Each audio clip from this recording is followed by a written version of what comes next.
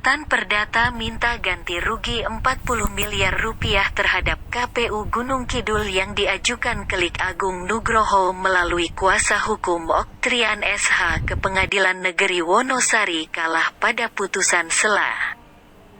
Menurut Oktrian, bunyi putusan sela yang dibacakan Senin tanggal 23 Agustus tahun 2021 oleh Ketua Majelis Hakim Dwi Ananda Fajarwati SHMH gugatan Kelik bukan kewenangan pengadilan negeri tetapi kewenangan PT UN. Oktrian SH selaku kuasa penggugat menempuh dua jalur hukum. Dia mengaku kliennya kalah pada putusan sela tetapi bukan pada putusan absolut substansi perkara. Terkait putusan sela, Oktrian melangkah banding ke Pengadilan Tinggi Daerah Istimewa Yogyakarta, karena pokok perkara gugatan belum disentuh sama sekali. Selain banding dalam waktu dekat, Oktrian akan melaporkan Majelis Hakim Pengadilan Negeri Wonosari ke Komisi Yudisial. Alasannya sebelum ketok palu putusan sela, Majelis Hakim tidak memberi kesempatan dan menawarkan kepada penggugat untuk menggunakan haknya. Menurut Oktrian, hal itu melanggar hukum acara. Di tempat yang sama, Kelik Agung Nugroho kembali menandaskan bahwa gugatan yang dia ajukan adalah gugatan ganti rugi, bukan gugatan sengketa hasil pilkada. Cerita saat mengikuti pilkada 2020 Pilgub Gunung Kidul, baik itu yang mengeluarkan dana pribadi dan mandiri. Lalu kita ajukan ke PN. Tadi sepintas sudah didengarkan tadi putusannya, kita kalah.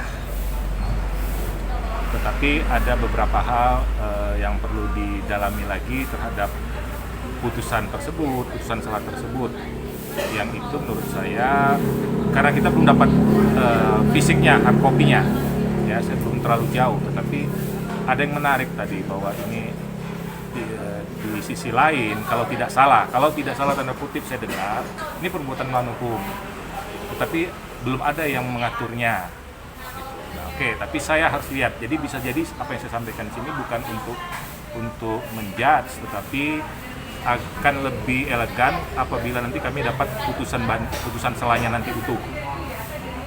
Tentang hal-hal lainnya di balik itu sebenarnya begini, saya hanya mau kunci begini.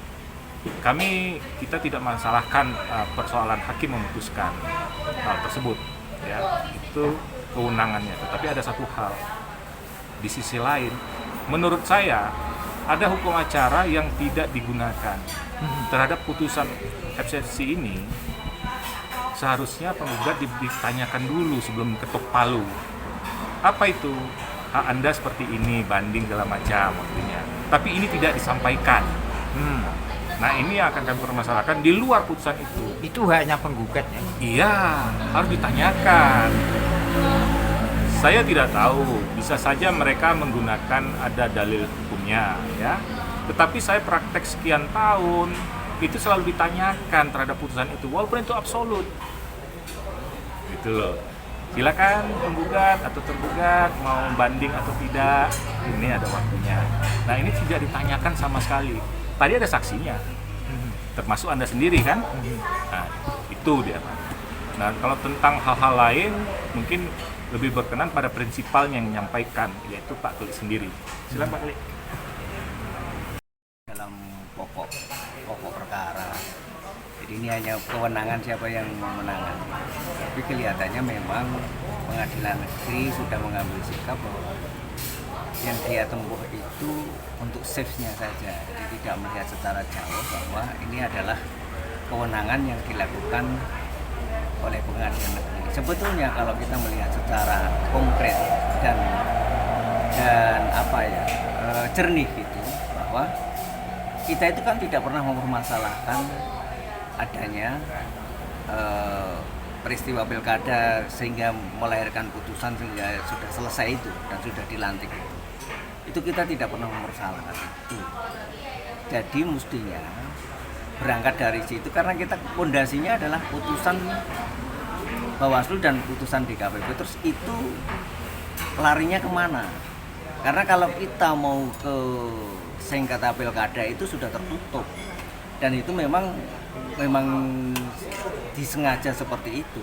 Artinya kita sudah tidak punya waktu untuk ke arah pilkada dan kita memang tidak mengarah ke pilkada, kita mengarah ke ganti rugi. Dan ini kan 100% ganti rugi itu larinya ke PN, Pengadilan Negeri, bukan ke Pengadilan Tata Usaha Negara. Tetapi apapun itu tadi sudah disampaikan keputusannya. Hanya memang seperti yang disampaikan oleh kuasa hukum tadi bahwa dia melanggar aturan. Seharusnya apapun yang dibuat di dalam persidangan itu hak penggugat itu diberikan dan hak itu diabaikan. Mestinya harus ditanya bahwa banding atau tidak. Persoalan banding mau digunakan atau tidak itu urusan lain. Tapi pertanyaan itu harus disampaikan. Dan itu tadi dilupakan dan tidak dilakukan. Ini pelanggaran menurut saya itu.